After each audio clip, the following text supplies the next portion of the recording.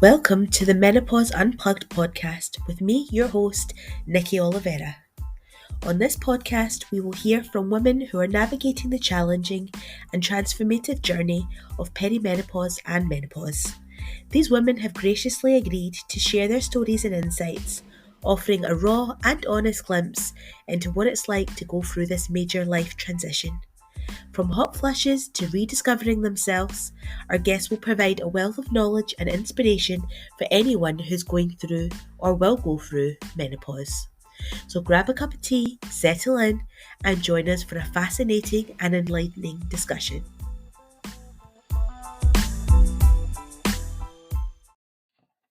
Hello and welcome to the Menopause Unplugged podcast with me, your host, Nikki Oliveira. Today I have with me the lovely Jane. How are you doing, Jane? I'm fine, thank you. Good. Pleased to be here. Thank you. Yes, thank you for joining us today. I'm really excited for this chat. So Jane is postmenopausal at the moment. So Jane, how did you come across the fact that you were going through menopause from the beginning? Okay, so my story started 11 years ago when I started getting some pelvic area pain, which I didn't know what it was. Went to my GP, had the scans and told that I had some nasty cysts on my ovaries, both of them. Oh, goodness. So they basically said, we'll need to take you in. If they carry on being painful, we'll take you in and get them removed. So I put up with it for another probably year. Mm-hmm. And then I went back and had another scan and they said, no, the cysts are still there. In fact, one of them looks quite bad. And to cut a long story short, I had my operation. They removed one ovary, which apparently they said was embedded in something with the cysts, and the other one was covered in cysts, but they decided to leave that one. I'm not quite sure why. I think possibly at the time they thought it's better to leave something than take it out. I know they're like that with your womb. Yes. So, at the time, I had no idea that by taking out ovaries or an ovary, the impact it has on our bodies. Right. And had no education on it. Nobody came back to, nobody said to me when I left the hospital, this is what's going to happen. I was just sent home, signed off for 2 weeks off of work. Mm-hmm. And so basically the first couple of weeks you're just healing, and I had like bruising coming out because it's all done via keyhole surgery. Right. And it was probably about a month in that I started to feel very low, started to get sweats. Like I thought, why am I sweating so much? The sweats were probably the first thing I noticed. Yeah. And I look back on photographs of myself over 10 years ago now, because I was 46 at the time. Mm-hmm. I'm now 57. I'll be 58 in November. And I couldn't understand why I was sweating all the time. In the photographs that I looked at, you can see my fringe all stuck to my head. And, I couldn't, and especially when I drank alcohol, it seemed to get worse. Oh, yeah. Mm-hmm. Anyway, the hot flushes then started. And my mood was the biggest thing. It dipped badly and the anxiety stepped in. And I thought, oh, something's wrong here. I'm definitely not feeling right. I went to my GP. At this point, I hadn't even researched it. I went to my GP and they put me on antidepressants. I had been on antidepressants years ago when I was working nights. And having 3 small children, I found coping with nights and 3 small children extremely hard. So I was put back on antidepressants and sent away again. And then my periods became very, very erratic and heavy. Went back again and they put me on the mini pill. Right. And of course, the mini pill has progesterone in it. So it kind of hid my symptoms a little bit, because progesterone can help with menopausal symptoms. Sure. So I kind of muddled on for about a year, still getting the odd night sweat, hot flushes. My mood was no better. I was becoming, I don't know, I wasn't socializing as much. And I'm quite an outgoing personality, and I love going out. I love going out with the girls and having a good night. But I just realised then, and I started researching myself, and I was very lucky. I came across the Dr. Louise Newson site because she was just starting up her clinics back then. Right. And because I was working within the NHS, I was able to get in touch with her secretary on my NHS email. I was working as a secretary in a large GP surgery. And she basically came back to me and said, Louise thinks you're perimenopausal. You should look at starting this, this and this. So I went along to my doctor saying, look, I've got these symptoms. I'm 49, but I'm pretty certain I'm perimenopausal. I've spoken to a specialist. Yes. So my journey started there, in the sense that then the GP put me on a combination tablet, which had dreadful side effects, made my anxiety worse. I hardly went out. I became moody. And I think a lot of women say the rages are one of the worst as well. Horrendous rages. So I did a little bit more research, went back to my GP, tried another combination patch. That started giving me lumps under my arm. Combination tablet, beg your pardon. And I think it was Cleofem at the time. It's hard. I struggle to remember the tablets. I wish I'd kept a note. I keep a journal and I wish I'd written it down. But basically, I started getting these lumps under my arms, and I went back to the GP and I said, look, I've got these lumps under my arms. And they gave me antibiotics, thinking I was just, low and feeling rough, like they do. Oh, yeah. So they didn't go. And in the end, I thought, this is ridiculous. So I emailed Louise's secretary again, and she said about looking at a patch or the gel, which is far kinder for us, less risks attached, etc.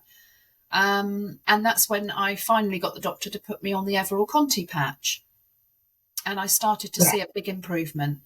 The night sweats disappeared. I mean, this is going back, oh goodness, not 8 years ago, probably now. Yeah, about 8 years ago. On the Everall Conti patches, I found I was absolutely fine. The night sweats went, the restless legs, my hair loss, of course, that was the other big issue. You kind of think, oh my God, my hair, you do this and your hair's coming out in your hand. There's just so many symptoms, isn't there? And but the Everall Conti made me feel a lot better. I did carry on taking the antidepressant, which, to be honest, I still take only 20 milligrams now to this day, but every other day. Whether it helps my anxiety or not, I don't know. But I was on the patch for about 3 years. Then we had a problem with shortages. So I then went back to my GP because I couldn't get the Everall Conti patch. I was then suggested a different combination tablet, even though I said, look, I don't want a tablet. Oh, no, try this one. And again, this time I ended up with like these little sores appearing on my boobs. So I thought, this has got to be to do with the combination tablet. Went back to my GP again. I said, no, I'm not taking a tablet. It's not as good for you. It's got a higher risk attached, etc. And I'd already researched the estrogen gel and the Utrogestan, which is all body identical. So I was on that for a couple of years, and I was fine on that. It took a while because that's the worst part about it, isn't it? When you change your HRT, and women have to do this now with the problems of shortages again. And it does. I mean, I had time off work because I was suffering with horrendous anxiety. I didn't want to go out. I didn't want to socialise. I didn't even want to talk to my best friends. You almost become a bit of a recluse who just wants to sit inside and watch telly and eat rubbish. It's strange. But it is, yeah. The gel and the Utrogestan were fine for a while. I found that with the Utrogestan, it did give me like this heady feeling because it's got a natural sedative in it. And I had awful bloating. So at that point, I was taking it orally. Started doing a bit more research and basically off my own back started using it vaginally when I realised from the specialist that you could use it vaginally. And I was able to actually use it every other night. So that was my HRT at that point. So, and then the patches came back in stock. So I decided to go back onto my Everall Conti patch because the body identical Utrogestan, unfortunately, just didn't suit me. As I say, it gave me this heady feeling, bloatedness. I just felt almost like a numbing effect with it. Whereas with the synthetic in the patch, I didn't have an issue with. And I'd been on the contraceptive tablet for 10 years, which has got synthetic progesterone. So it just makes sense that the Everall Conti. And now I use the Everall Conti patch along with 1 pump of gel a day because my night sweats, and this is what happens as well, women don't realise that like any other medication, you sometimes have to tweak it. You either decrease Yes. or increase. And I found that my night sweats was the only thing that started coming back. So again, my own research, I went to my GP and said, look, I'd like to add in a pump of gel. I'd spoken to a specialist at the time who said the progesterone in the patch should be adequate enough to cover. And touch wood, it's all been fine. Good. Yeah, so then I had a battle to get testosterone. I started getting horrendous joint pain in my elbows, ankles, my hands. I couldn't open jars because of the area around here. And I'd read that the testosterone, apart from your libido, which to be honest was pretty much low down on my list of priorities, having been married for 36 years, bless him. So I'd done the research and realised that, and of course you get this brain fog, and this brain fog wasn't going with even my patches. And I'd read that it helps concentration, brain fog, joint pain, it helps with the nerve endings. And I just thought, this has got to be the missing link. So when I went to see a female GP, she actually sat there and said, oh, it's unlicensed, I can't give it to you. And I said, look, can you not just give me the first prescription and then refer me to an NHS specialist? So after a lot of talking, and I've taken in a lot of paperwork, the nice guidelines I printed off, Make Menopause Matter site, from the Menopause Mandate site, everywhere I'd taken stuff. And she was still a little bit, I'm not sure. And I said, look, if a man was sat here and asked for it, you wouldn't hesitate.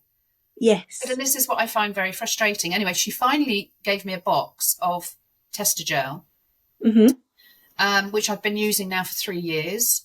I use it every other day, is enough for me, a pea-size amount on my upper hip area. And I was very lucky, just before lockdown, I got an appointment with a fantastic specialist at Southampton Hospital, and saw her, and she was blown away with the amount of research I'd done on everything. And she said, how do you feel in yourself on testosterone? And I said, fantastic. And she said, I've got loads of women on it. She said, there's no reason why you can't continue. So I now have testosterone on the NHS, and my GP has allowed it because she obviously wrote to them saying that she was more than happy for me to have the testosterone on alongside my HRT. And that's pretty much where I am today. So touch wood, it's all going well. Yes. Oh, amazing. It's been quite a journey. And as I say, I think 8 years ago, I started the menopause and HRT discussion group. Yes. Because I found nobody was talking about it. I was just astounded by the fact that my friends didn't really know anything about menopause, perimenopause. And back then that was my main, I just wanted more women talking, just supporting and talking each other. And the group has basically grown, over the years, which is fantastic. There's over 17,500 now. Yes. The Instagram is going well. And 6 months ago, I started administrating the Menopausing and Me site, which is Davina founded a year ago, a Facebook page, which has been great, which has basically given me the opportunity to finally do something that I'm passionate about. So I've given up my day job. And amazing. I concentrate on the menopause and just supporting and guiding women. I'm not medically trained, but I have what they call patient expert experience. And I've been to the Southampton University as a training hospital, and I've spoken twice to year 2 medical students. Wonderful. It astounded me that when I asked the gynecologist lady that had asked me to go in, how many lectures do they have? And she said, this is it, 1 hour. And I said, in all that 4 years training, they just have the 1 hour? She said, yes, unless they go into women's health in year 4 or year 3, I think she said, then that's it. And I just thought, wow, that's nuts. Because that is nuts.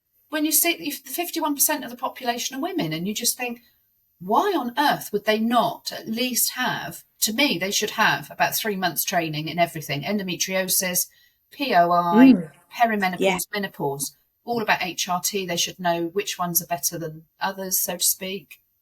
But that's it, 1 hour. 1 hour. Yeah. And ours, nothing. No. It's such a The complex education. subject. Yeah.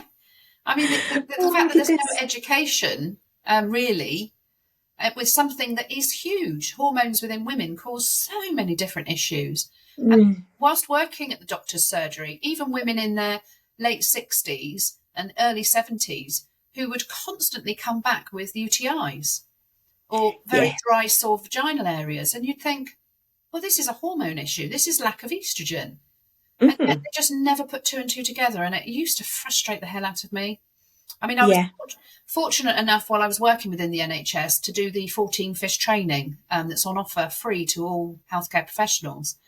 And Oh yeah. I was able to do it thanks to Louise Newson. And so I've done the training in that side of things, which has been absolutely invaluable.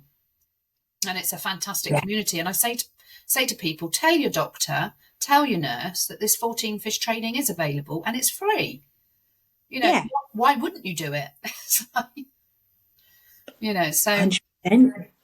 I know. So so it's been a interesting 11 years. Yes. And many Absolutely. many years wasted, and many years where I've been a very grumpy old moo cow. And my my three boys and my husband have often taken the brunt of it. And I would have a rage over things like not changing the toilet roll, or kicking off their shoes where I didn't want them to kick off their shoes, or leaving a towel on the bathroom floor, or things that I would just normally go, oh, for goodness sake, but I would just go into a complete rage and they'd be like, oh, mum, calm down, you know. It's like, It's not that serious, Mum. and that's what they'd be like. I mean, bless their hearts. I mean, my three boys now know everything they need to know about menopause and perimenopause. That's amazing. Yeah. It's so important to educate our boys on it as well, not just the girls, because they need to know, because they're going to have partners and daughters one day and whatever, and they need to know what to look out for and how to support them. Yeah, definitely. The education side of things for women as well. I mean, the amount of younger women that I talk to, I've spoken to some of the boys' friends and girlfriends, and they've said we have no education in it whatsoever. And I do believe that's changing as of next year.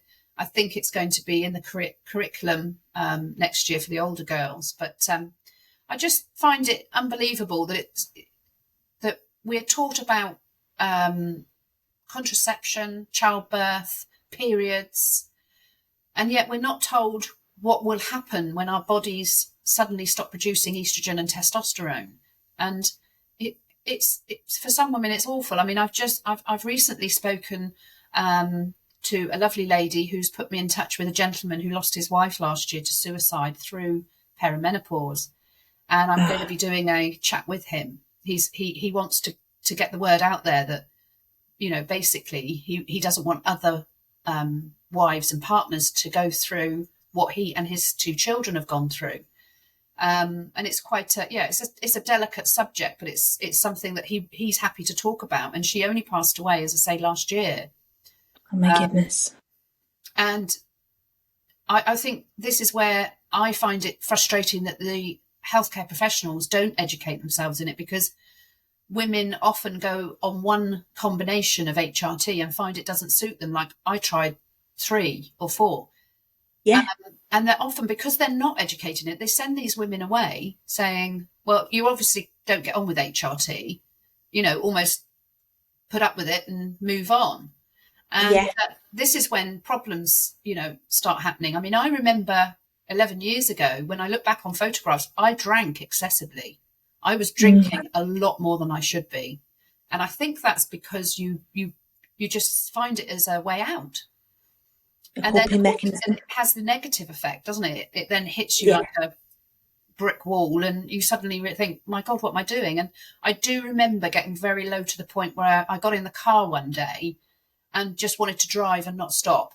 It wasn't to drive into anything. It was just drive and drive and drive, and just to escape. Yeah, it's almost like wanting your own space. And I suppose, I mean, I've got a house full of men, but bless their hearts, they never really did anything wrong. It was what was going on with me. Sure. And for about 2 years, the group sort of like just ticked along, because I was still dealing with my own menopause. But it was suddenly, when I started getting better in myself, that I looked at the group and thought, wow, this really is something that women want to talk about. And it sort of went from there, really, joining other groups, meeting the lovely Diane Danzybrink from Make Menopause Matter and some of her team. She's just brought out a fantastic booklet that I think should be in every waiting room in the country.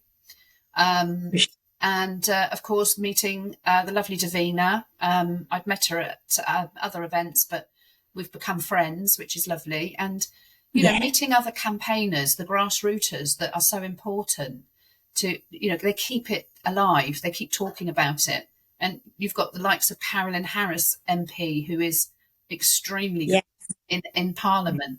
So, and the other celebrities that are getting involved, it just pushes menopause out into the wide world. And there are more things happening.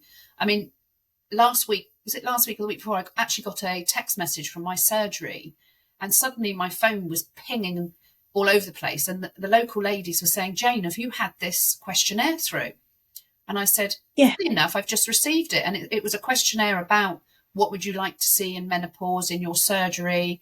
What would you like to know about? Would you like to do Zooms on, Zoom meetings rather than coming? So I was like, wow, they're finally starting slowly to take note, because it's just vitally important, because it's got to change. Women's healthcare, in my view, is very, very underfunded. Given that, let's face it, if a man was told, I had one incident where a lady came to me and said, oh, my doctor's told me to suck it up. And I was fuming, absolutely fuming. And I actually could not believe what I was hearing. And then a female doctor said, well, I think women should go through it naturally and stop going on about it. And I was like, this is a GP, I just don't understand when if you said to a man, okay, you're going to go to bed at night and have night sweats, you're going to have to get up, change, possibly lie on a towel, which is at one point I was doing because I kept having to change the bed sheets. You're going to have hot flushes during the day, but don't worry, you can still carry on working. And then you're going to start losing your hair even more so than you are. You're going to get itchy skin. Your eyes are going to become sore. You're going to get a dry mouth. Your libido is going to run out the window and not come back. And you won't want sex. There's no way a man would put up with it, is there? No. Oh, absolutely not. Wouldn't even put up with a small fraction of it, never mind all of that. Exactly. So it's just so underfunded, and it just infuriates me. It really does. And then when you hear about women taking their own lives because the education isn't there. And they just feel trapped, don't they? And they just... It's a supportive partner too, and I just think it's so sad because she obviously needed help but wasn't getting the help and didn't get it in time.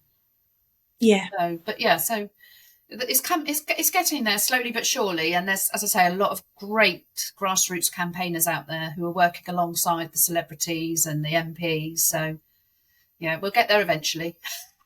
Absolutely. Yep. And it's part of the reason why this podcast now exists, because the power of storytelling is so great that, the more people that can hear about other women's stories and really relate to it and go, oh, I'm suffering from that, or, and then find out what route did they take to make themselves feel better, and find out that there is a light at the end of the tunnel. And it's not forever.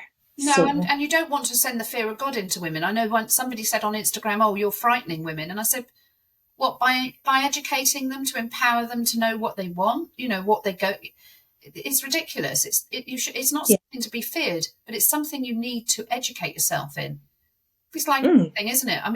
Childbirth. It's not something you should be feared, but let's face it, the horror stories you hear... I'm surprised I had any children. Yes. Oh God, my own experience. Yes. I've got a nearly 2-year-old and had a traumatic birth with her, and I'm expecting my second in a couple of months. So, are you? Oh, that's fabulous news. Yeah. Oh, that's brilliant. I had a horrendous time having my first son, so consequently I had 2 planned cesareans after. But yeah, I had awful experience, and I had to go in 10 months after having this extended episiotomy because I hemorrhaged. I had to have it all redone. So I had I had to go in and have the whole thing recut, restitched. It was done beautifully, mine, because when I saw this gynecologist, he was absolutely horrified at how bad it was down below. I was 10 months where I was getting an infection and after an infection, and we tried at about 6 months after the baby to have sex. Impossible. Oh my goodness. And I've been back to my doctor 9 times until she referred me to a gynecologist, and he actually said to me, I am appalled that it's taken her this long to refer you. I will be writing a letter to her. I had the surgery to redo the vaginal area, and within 2 weeks it healed beautifully and everything's fine. But it wasn't just a physical issue for me, it was a mental issue. It affected me very much. And when I fell pregnant with my second son, I almost went into a panic mode because I thought I cannot go through that again. As it was, the consultant that I saw looked at my notes and went, no, that's fine, Mrs. James, if you want a planned cesarean. I went, yes, book me in. And I have to say, for me, the planned cesareans were brilliant. I healed beautifully. I had no issues. And yes, I was at the attitude where nobody was touching my vagina again. It was like, well, I'm not surprised. My goodness, but that's another story. Yeah, I know. Yeah, it's horrific, some of the stories that you hear. But yeah, you're right though. You hear these stories about bad births, and yet, all I'm trying to do, and all everyone is trying to do, is educate our younger selves what to expect and what to ask for. To know what a patch is, to know what estrogen gel is, the spray. The fact that they've brought out a tablet called Bijuve, which is the first body identical combination tablet. Which I think is fantastic, because some women prefer to take a tablet, and the fact that it's body identical. So it's just knowing and being educated on what to expect and what to ask for. And if you don't go down the HRT route, there's always areas that you can look at alternatives. I know some women don't want to go on HRT or they can't take it. That's fine. But for others, for me, I would not function without HRT. I just wouldn't function at all. Yeah, I need that put back into my body.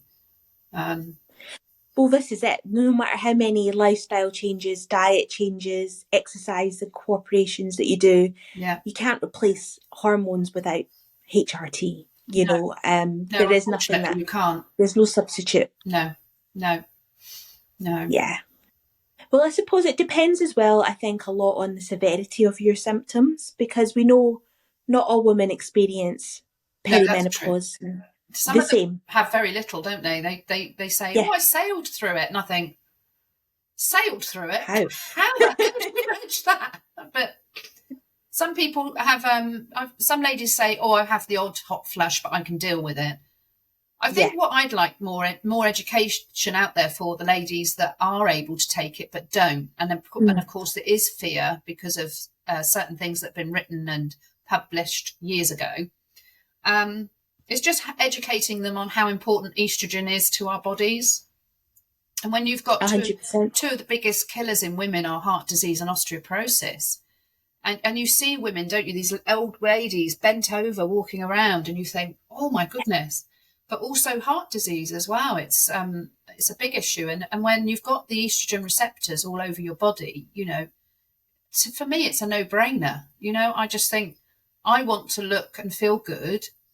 I like my mum, who's 80, and she's been on HRT for 30 years. And my mum is on no other medication. She's not on blood pressure tablets. She's not a diabetic.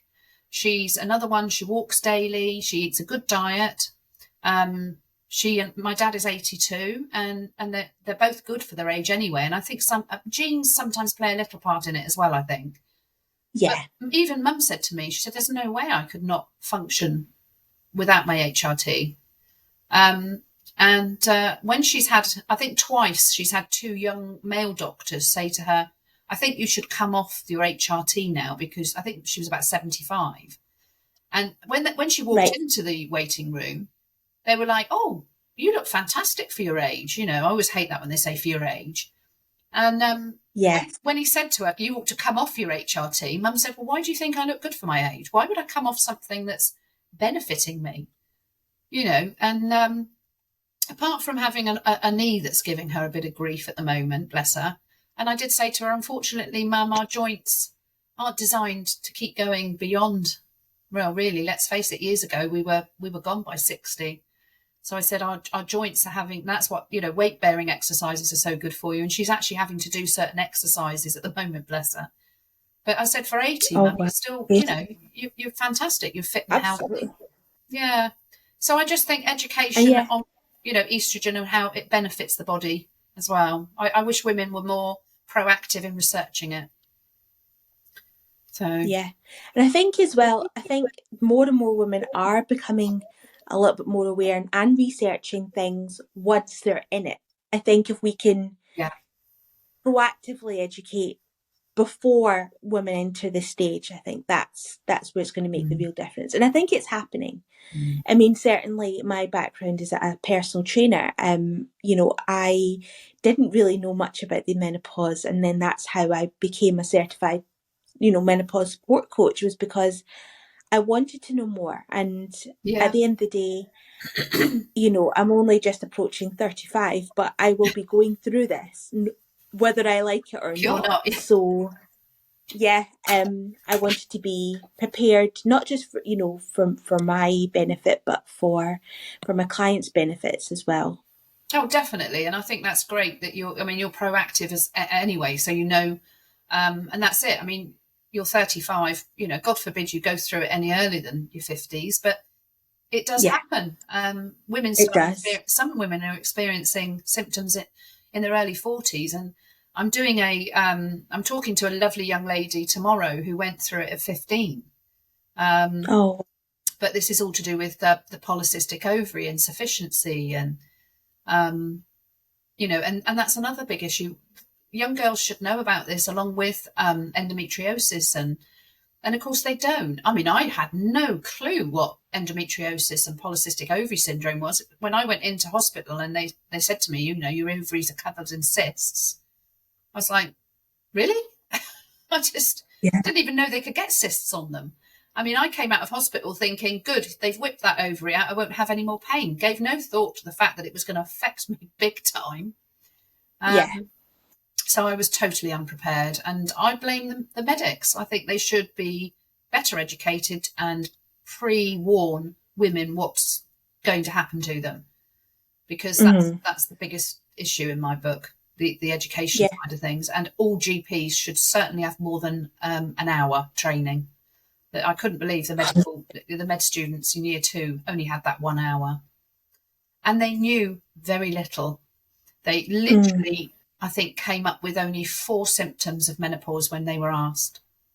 And I was sat there and I just thought, my goodness. And a lot of them, the ones that spoke up were the ones who had a gran or a mum going through it. Right. So apart from that, the others just sat there looking blank. So I was like, oh, my goodness. Yeah, it's mad, isn't it? But we're getting there, as you say. It is getting there slowly but surely. Slowly but surely. But yeah, I think you're right. I think that around surgical menopause, there kind of needs to be a bit more work done on that. Definitely. Women are just going through these procedures not knowing what's around the corner. Yeah. You know, whether they have the hysterectomy, because a lot of them say, oh, we've left your ovaries, so you'll be fine. But it's not. The womb contributes so much to the workings with the ovaries, and basically they go into early menopause if they have a hysterectomy as well. So it's madness that they're not being informed of what will happen to their bodies because of the lack of education from our healthcare professionals. Absolutely. Well, that's been a really amazing, enlightening conversation, Jane. Thank you so much for coming on and speaking to us about your experience, because I think it can help so many women, and there's so many amazing little nuggets of advice throughout our conversation today. Good. So I keep trying. I keep keeping that. I'm keeping the subject alive as much as I can. Yeah, and I'm sure like more people like yourself and me, the more work that we do, the more. Oh, definitely. I mean, the fact The that better you're this will the get. age that you are, you're going to be able to help so many women who will relate to your age group as well. And I think that's possibly why I'm trying to get more the younger women joining the group, because it's just sitting there watching what other women are typing and asking is enough for them to think, oh, well, I'm going to be needing this information later. And there's so many fabulous books out there now as well. And you can pick Davina's new book. You've got Alice and Marilla's new book that's come out. Kate Muir's book, Dr. Louise Newson's book. And I've just had a copy of Victoria Hardy's book that came this morning. She's known as Ginge Unhinged, and her book is fabulous because she's a young woman. She's under the age of 30, and she's been through her own journey with early menopause. Again, I think she was about 15. So there's so much out there that's coming out there, and stuff that's coming out all the time. So hopefully women will start buying the books and doing a bit more research themselves, and perhaps joining the groups, whether it be on Facebook or Instagram. But what you're doing is great. So absolutely, thank you so much. I think we'll pop the link to join the group in the show notes as well. So fantastic. If you're so any ladies listening to this who want to join can. Yeah, that'd be great. Right. That'd be super, Nikki. Great, Jane. Well, thanks again for joining me, and thank you for having me. The conversation here. Have a lovely day, love. Thank you. You too. Thank you for tuning in to Menopause Unplugged. I hope you found the conversation to be informative, enlightening, and empowering. Remember, menopause is a natural part of a woman's life journey, but it doesn't have to be a lonely one. Whether you're experiencing perimenopause or menopause, my menopause coaching program can provide reassurance and guidance. Please do reach out to me through my contact details on the show description. And until next time, take care.